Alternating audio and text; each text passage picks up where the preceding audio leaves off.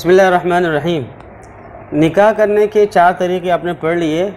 अब इस ऑडियो में हम आपको ये बताएंगे, इस वॉइस में, कि निकाह पढ़ाने के भी कुछ तरीके हैं। 3 तरीके हो सकते हैं, जिनमें से 2 तरीके बिल्कुल दुरुस्त हैं और लेकिन तीसरा तरीका काबिल इस्लाह है, उस पर अमल नहीं करना चाहिए। पहला तरीका ये है कि देखें, अमूमन जो निकाह की मजलिस में लड़की का वकील होता है, लड़का ख़ुद मौजूद होता है।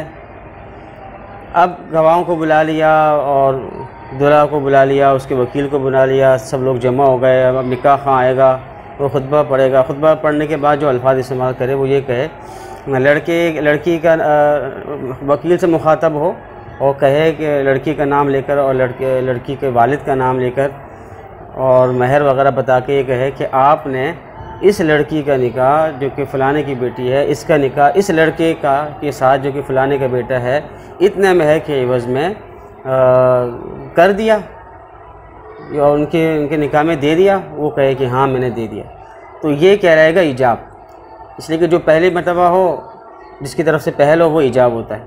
फिर लड़के से यही सवाल करे कि आप फ़लानी लड़की जो कि फ़लाने की बेटी है, उसके निकाह इतने महर के एवज़ में आपके साथ किया जा रहा है और क्या आपने कबूल किया? वो कहे कि हाँ मैंने कबूल किया, और इतनी आवाज़ से कहे कि सब सुने, कम से कम 2 गवाह सुने।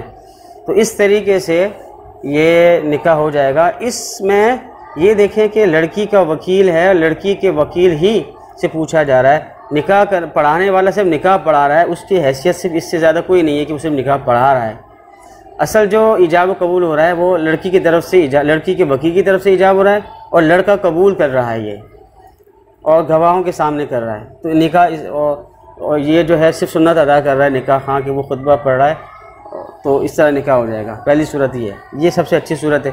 दूसरी सूरत ये है कि निकाह खां वो जो लड़की का वकील है उससे इजाज़त ले ले निकाह पढ़ाने की, और उसको ये कह दे कि आप वकील हैं तो आप मुझे निकाह पढ़ाने की इजाज़त देते हैं और मुझे इस बात की इजाज़त देते हैं कि मैं इस लड़की का निकाह इससे कर दूँ। यानी कि वकील का भी वकील बन जाए। वकील तो वो खुद बैठा हुआ है, लेकिन उसका भी वकील अभी निकाह खां बन जाए। तो वो अगर उसको इजाज़त दे देता है तो ये निकाह खां फिर वकील की हैसियत से, वकील से फिर अब मज़ीद कुछ पूछेगा नहीं, बल्कि जब निकाह पढ़ा रहा होगा तो वो डायरेक्ट ये कह रहा होगा कि मैंने इस लड़की का जो कि फ़लाने की बेटी है, इतने महर के एवज़ में आपसे, उस लड़की से मुखातब होकर कहेगा उसका नाम लेके कि इनसे आपसे कर दिया, आपने कबूल किया। तो वो कहेगा, अब ये देखिए, ये जो कहते हैं कबूल किया, ये ईजाब होगा। अब निकाह हाँ ईजाब कर रहा होगा, और जो आदमी है, जो लड़का बैठा हुआ, वो कहेगा हाँ मैंने कबूल किया। वो लोग भी सुन लेंगे इस बात को कि हाँ कबूल किया कर, उसने कहा, कम से कम 2 गवाह सुने। तो इस तरीके से निकाह हो जाएगा। तो इस दूसरे तरीके में निकाह हाँ वकील बन रहा है। तो दोनों में फ़र्क वाज़ेह हो गया। पहली वाली सूरत में निकाह हाँ की कोई हैसियत नहीं है, इससे बस इतनी हैसियत है कि वो निकाह पढ़ा रहा है और बता रहा है कि ये सिर्फ बता रहा है, सिर्फ वो मुअब्बिर है और सफ़ीर है जिसको कहा जाता है इस्तिलाह में। और वकील की तरफ से इजाब हो रहा है और लड़की की तरफ से कबूल हो रहा है। दूसरी सूरत में जो निकाह खां है उसकी एक बड़ी हैसियत हो गई कि वो वकील हो गया, वो इजाब वो निकाह खां कर रहा होता है और लड़का जो है वो कबूल कर रहा होता है। ये 2 तरीके हो गए। तीसरा तरीका ये है कि मसलन कोई मौलवी साहब, कोई निकाह खां ऐसा है जिसको इसका इल्म नहीं है, वो ना तो जो लड़की का वकील है उससे कुछ पूछता है और ना लड़की से इजाज़त लेता है, कुछ भी नहीं। ना तो उसको वकील बनाया गया है, ना ही वकील है। बस वो आता है, खुतबा निकाह पढ़ के वो लड़की से बराह रास्त कह देता है कि इस लड़की का निकाह आपसे करवा दिया, आपने कबूल किया। वो लड़का कहता है मैंने कबूल किया। तो सिर्फ लड़का जो कह रहा है मैंने कबूल किया, तो इसकी कोई हैसियत नहीं रह जाएगी जब तक कि लड़की का वकील या लड़की खुद हाँ ना कह दे। तो अब क्या सूरत होगी? अब ये हो गया फजूली वाला निकाह हो गया कि लड़का तो तैयार है, वो तो हाँ कर दिया उसने, और लड़की की तरफ से अभी तक हाँ आई नहीं है। तो अब इसकी सूरत ये है कि जब लड़की का जो वकील है वो कबूल कर ले कि ठीक है मैंने इसकी इजाज़त दे दी, या वो जो मुबारकबाद दे रहा है तो सबसे मुबारकबाद ले रहा है और जवाब दे रहा है, या लड़की को पता चला तो वो खुश है, वो मुबारकबाद वसूल कर रही है, उसको कबूल कर रही है, या कम से कम जब रुखसती हो गई तो रुखसती उसने खुशी दे दी, तो ये इजाज़त पाई गई, ये फ़ैलन इजाज़त पाई गई। इस तरह निकाह हुआ। पहले निकाह नहीं हुआ था मजलिसी निकाह में, लेकिन जब इन लोगों ने मुबारकबाद कबूल कर ली और या रुखसती दे दी, तो उनके ऐसा करने से वो फजूली वाला निकाह मुनाकिद हो गया। क्योंकि इसमें कुछ बारीकियाँ, इसलिए ये तरीका काबिल इस्लाह है, इस तरीके को इस्तेमाल नहीं करना चाहिए। पहले ही 2 तरीके हैं जो ज़्यादा बेहतर हैं। यहाँ पे कुछ और मसाइल भी हैं।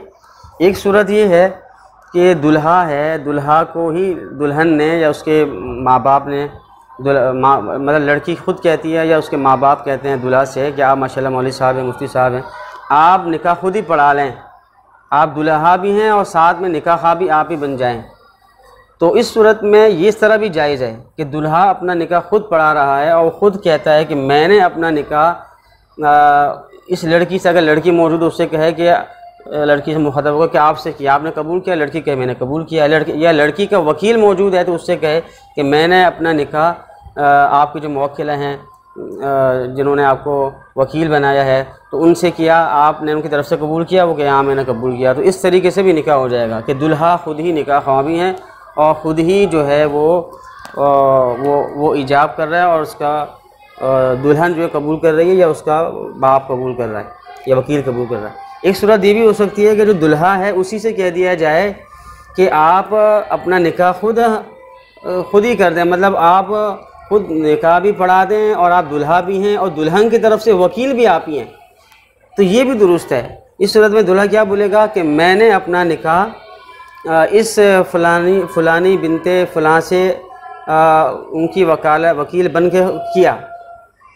तो देखें कोई ख़ुद ही निकाह कर रहे हैं और वकील भी खुद ही हैं ये, तो इस तरह भी निकाह हो सकता है। जैसे अभी इससे पहले आपको बताया गया कि एक आदमी दो तरफ से वकील बन सकता है, तो ये दुल्हा जो है ख़ुद ही जो है वो इसको कहते हैं असील दुल्हा भी है और वकील भी है, तो इस तरह भी हो सकता है।